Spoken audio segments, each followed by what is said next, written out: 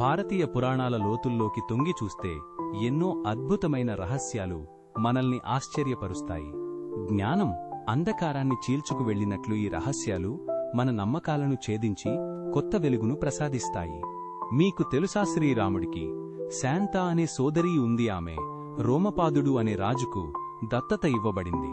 సముద్ర మథనం తరువాత హాలాహలం మింగిన శివుడు దానిని తన కంఠంలో నిలుపుకోవడం వల్ల నీలకంఠుడిగా మారాడు.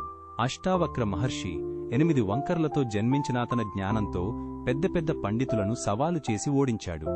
హనుమంతుడు సూర్యుడిని తన గురువుగా స్వీకరించి వేదాలన్నీ 6 నెలల్లోనే నేర్చుకున్నాడు. కుబేరుడు పూర్వం గుహ్యకుడు అనే మనిషి శివుడు కోసం ఘోర తపస్సు చేసి సంపదలకు అధిపతి అయ్యాడు. ఇంద్రుడు గౌతముడి శాపం వల్ల 1000 యోనులతో పుట్టగా పార్వతీ దయతో అవి 1000 కళ్లుగా మారాయి. దూర్వాస మహర్షి శివుడి కోపం నుండి జన్మించాడని, అందుకే ఆయన అంత కోపిష్టి స్వభావం కలవాడని పురాణాలు చెబుతాయి.